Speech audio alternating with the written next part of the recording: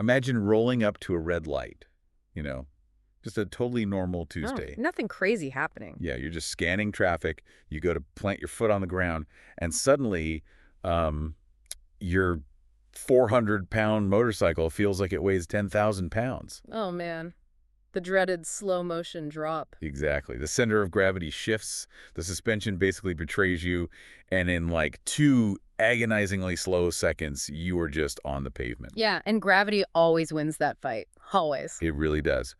Welcome to today's deep dive, everyone. If you're listening to this, you're probably looking to master the gritty reality of surviving on 2 wheels. Yeah, the stuff they don't necessarily highlight in the glossy brochures. Right. Today, we are taking a stack of really incredible sources. We've got curriculum data from Utah Rider Ed, legal insights on crash causes from the Wood Law Firm, veteran strategies from Cycle World, and some highly practical street-level tactics from motorcycle YouTubers, guys like Atosium and Chase on 2 Wheels. It's a really solid mix of theory and actual pavement reality. It really is. Yeah. And our mission today is highly specific. Yeah.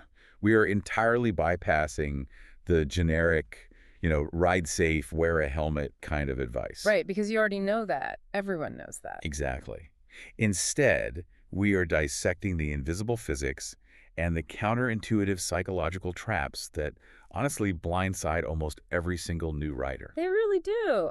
It's wild how common these specific mistakes are. Okay, let's unpack this because the first major hurdle of riding actually happens before you even merge into traffic. Yeah. It's all about the muscle memory you already have. Yeah, the stuff you think is helping you but is actually sabotaging you. Exactly. It's all about the clutch. If you drive a manual transmission car, you naturally think, oh, I have a head start on a motorcycle. Which makes sense logically. Right. But your instincts are actually entirely backward. Yeah, that prior knowledge is a massive disadvantage right off the bat. Because car clutches are what we call dry clutches. Okay. So your brain has been trained for years to get off that pedal and get out of the friction zone as quickly as possible. Because slipping a dry clutch generates a ton of friction and heat. Exactly. Do that too much in your car and you burn the clutch plates out completely. It's an expensive mistake. So you bring that exact same drop-and-go mentality to a motorcycle. And you instantly stall. Yeah, you stall or you jerk forward violently and just lose all your balance. Which is terrifying for a beginner. Oh, absolutely. And that happens because most motorcycles use a wet clutch, right? Like those clutch plates are literally bathed in engine oil. Right. They're constantly lubricated. The fluid dynamics of the engine itself cool them down. You are not going to destroy them by slipping them. Which is such a mind shift. It's huge. Intentionally living in that friction zone is an absolute requirement for riding a motorcycle. It is the core secret to low-speed balance. Because you don't have the mass of a car to smooth out the power. Right. Exactly.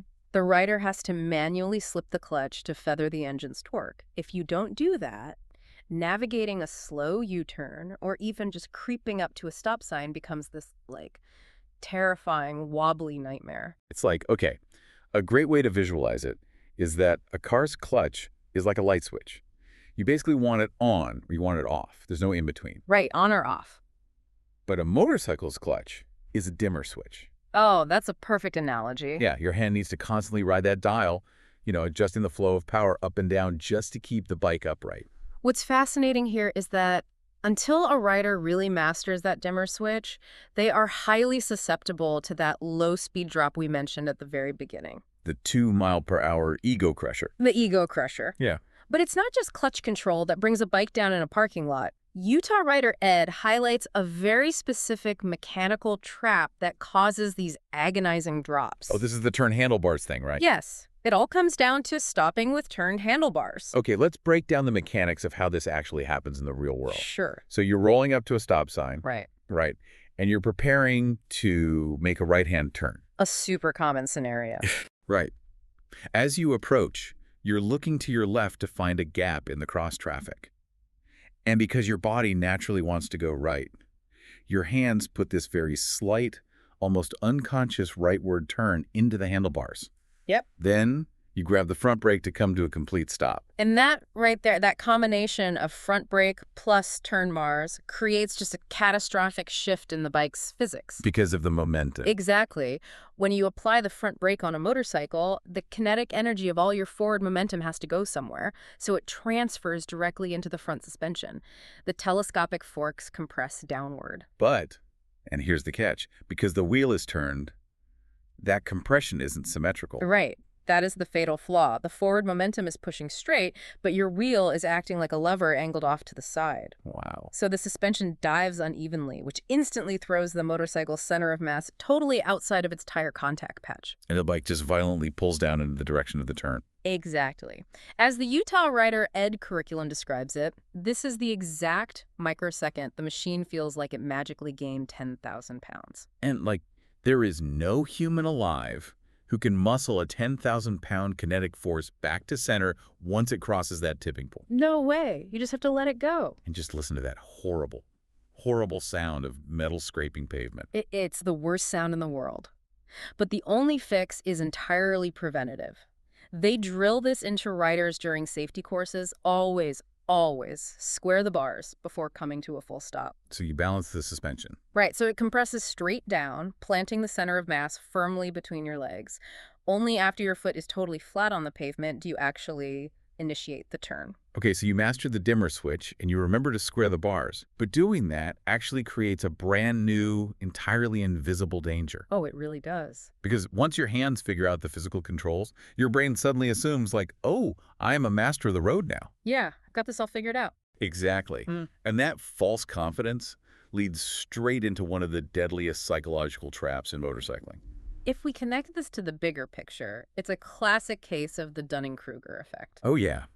Cycle World's veteran riders map this out brilliantly in the sources. They do. It's like you survive your first few weeks without dropping the bike, the shifting gets smoother, you aren't stalling at red lights anymore. And suddenly your brain completely tricks you into thinking you possess this advanced skill set. Right. You literally don't know what you don't know. Week 1, you are terrified. You're riding with just extreme caution. But by week 4, the ego takes the wheel. Yeah, and this is precisely when beginners wander into environments that demand skills they simply haven't built yet. Like group rides. Yeah. Atasian breaks down why the group ride is just the ultimate trap for this specific phase of a rider's journey. It's so true. Because on the surface, a group ride seems really supportive, right? Like a community. Right, you're with friends. But dynamically, it is a high-pressure environment.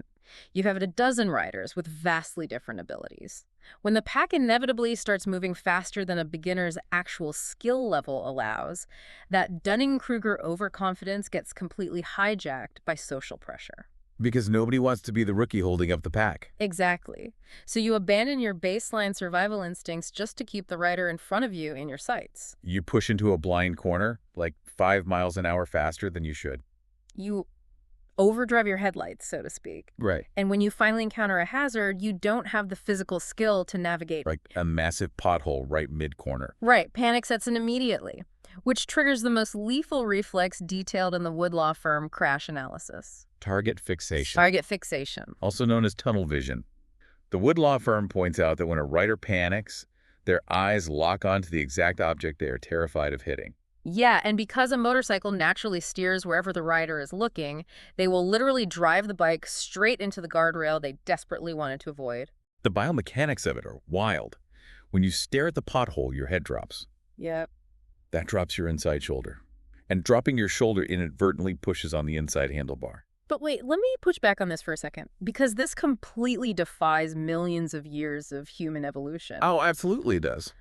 If a threat jumps out at me, my brain is hardwired to lock my eyes onto it to track the danger. Wow. How on earth are you supposed to just, look away from a guardrail that is rushing at your face at 50 miles an hour? It is an incredibly unnatural demand, which is exactly why it requires ruthless training. You are absolutely right about the evolutionary biology. Right. But on a motorcycle, you are traveling on top of a heavy two-wheeled gyroscope. At speed, a motorcycle steers through counter-steering. Right, you push left to go left. Exactly. You actually push the left handlebar forward to lean the bike left and go left. If your eyes are logged on the threat, your body subtly inputs the steering commands to take you right to it. So your hands just follow your eyes no matter what your conscious brain is screaming at you. To survive, you have to actively overwrite that ancient survival reflex. When panic hits, you must force yourself to physically turn your chin, point your nose toward the empty space of the turn, and just trust the physics of the machine to carry you through. You have to train your brain to look for the solution, not the problem. Exactly. It's a massive mental tug of war. Uh-huh. The beginner thinks they are an expert because, they can shift gears smoothly. But they haven't actually rewired their neural pathways to defeat target fixation when a real emergency strikes. So they are just riding around with this inflated sense of ability, completely unaware that their own evolutionary instincts are just waiting to betray them the moment they get spooked. Wow. And just when you think you've conquered your own mechanics and you've tamed your own psychology, that remaining confidence just shatters entirely. Oh, yeah, because of the environment. Exactly. Because the final harsh reality of the road is that you have absolutely zero control over the environment around you. You are entering the domain of the four-wheeled cages. Yeah. Autosium refers to this as the reality of the invisible rider, and it is not a metaphor. Neurologically speaking, you are quite literally invisible to car drivers. It's heavily documented in crash data as looked but failed to see. Right. The driver pulls out right in front of you. After the crash, they swear they looked right at you and the road was clear.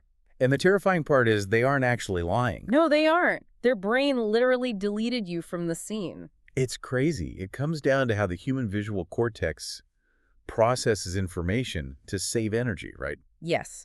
Drivers are conditioned by years and years of habit to scan intersections for wide, car-shaped objects.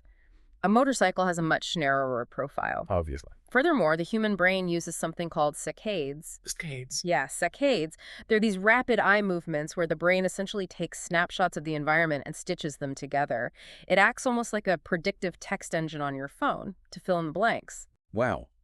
So if a narrow object like a motorcycle isn't registered as a high probability threat, the brain's predictive software just paints a clear, empty road right over the image of the biker. Exactly. The driver's eyes physically absorb the light reflecting off your motorcycle, but their conscious brain just filtered the data out as irrelevant. That is terrifying. It is. Yeah. This is why aggressive defensive tactics are totally non-negotiable.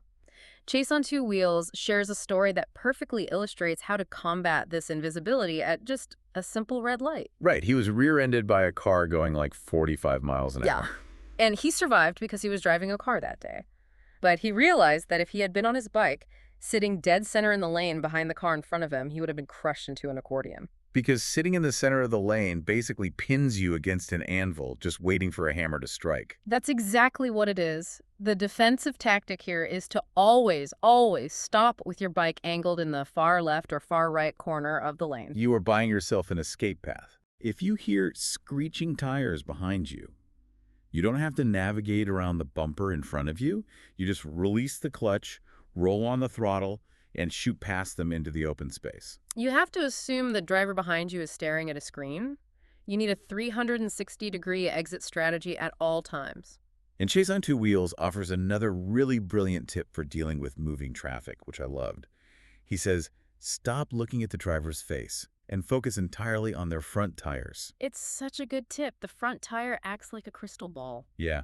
Before a car can physically drift into your lane, like before the chassis rolls or the driver's head even turns, the angle of that front wheel has to change. Watching the tire gives you a fraction of a second of early warning that the vehicle is encroaching on your space. And when you are operating under the assumption of invisibility, those milliseconds are like the only armor you have to initiate an evasive maneuver. Here's where it gets really interesting, though. Let's talk about actual physical armor. Yes, let's go there. Because if crashes are a statistical reality and drivers literally cannot see you, cheaping out on your gear is a catastrophic error. Beginners often blow their entire budget on the bike, right? Yeah. And they treat their gear as an afterthought. Or they buy like all black apparel because it looks cool. Which just makes them even harder for a driver's predictive brain to process. Exactly. The universal ethos in the research is dress for the slide, not the ride. Asphalt does not care about your aesthetic. It really doesn't. Huh. And the data from our sources gets highly specific about the mechanisms of protection here. It starts with the helmet. You see a lot of riders in cheap, novelty half helmets. But the data insists on a DOT-approved, full-face helmet. The DOT Standard Department of Transportation means the helmet actually has an EPS foam liner designed to physically crush upon impact. Right. That crushing action absorbs and disperses the kinetic energy of your skull hitting the pavement rather than just transferring that shockwave directly into your brain. A novelty shell might stop a scratch, but it is not going to stop a concussion. Not at all. And the reason it absolutely must be a full-face helmet comes down to some really grim statistics. Crash data maps out exactly where helmets take the most impact in accidents. And a massive percentage of strikes occurred directly on the chin and jaw area. Yeah, over a third of them, usually. If you are wearing an open face helmet, the road is going to act like a high-speed belt sander on your jawbone. Oh, that's just a brutal reality to confront. It is, but it's essential for understanding the stakes. And the exact same engineering logic applies to footwear. A new rider might throw on some thick leather work boots or, high-top sneakers, assuming the heavy material offers enough protection. But the material alone doesn't really matter when you factor in the physics of a crash, does it? Nope. Dedicated motorcycle boots are structural essentials. They're designed with reinforced shanks in the sole and rigid armored cups over the malleolus. The malleolus, that's the bony protrusions on the sides of your ankle, right? Exactly. Think back to that slow motion drop we started with. If that 400-pound motorcycle goes down and traps your foot, it creates immense lateral crushing forces and torsion. And a standard work boot will just fold under that pressure. It folds, allowing the hot, heavy metal to just shatter the fragile bones of your ankle. A dedicated riding boot acts almost like an exoskeleton, holding the weight of the machine off your joints. So the physical gear is really your absolute last line of defense when the mechanical skills and the psychological awareness inevitably fail. Yeah, it is a comprehensive system of survival. So what does this all mean? Synthesizing everything we've covered today, what does it truly take to thrive out there? It means that becoming a real motorcyclist isn't about buying the fastest machine or, tearing up the highway with a loud exhaust. Right. It is an expensive, humbling, and lifelong commitment to unlearning. Yes, unlearning. You have to actively overwrite the comfortable automated scripts you build over years in your car. You have to check your ego at the door to survive the Dunning-Kruger curve. And you have to ride every single mile with the hypervigilant assumption that to everyone else on the road, you simply do not exist. It requires extreme vulnerability. It does. And connecting all of this back to the transition from four wheels to two, there is a final thought from our sources that really contextualizes the future of riding. Okay, let's hear it. Autozium mentions that after riding a motorcycle, getting back into a car makes it feel like an insulated cage. Yeah, you feel totally removed from the elements. Right. Now consider the trajectory of modern automobile engineering. Cars are becoming increasingly soundproofed. They're dominated by massive, glowing infotainment screens. And they are heavily reliant on autonomous driver assist technologies, like lane keeping, adaptive cruise control, automatic braking. Exactly. Drivers are literally being engineered by the auto industry to be distracted. They are trusting the software to monitor the road for them. Which leaves us with a really provocative question for anyone throwing a leg over a bike today. As cars become smarter and drivers become more profoundly disconnected from the physical reality of the road, does riding a motorcycle require a terrifying new level of psychological defense? Wow. As the cages become more automated, the riders must become more intensely defensively human. That is a heavy reality to chew on before you fire up the engine next time. The automated script you learned in a car won't save you out there. But mastering the friction zone, forcefully rewiring your brain against target fixation, and wearing the armor designed to absorb the chaos just might. Keep your head on a swivel, and thanks for diving deep with us.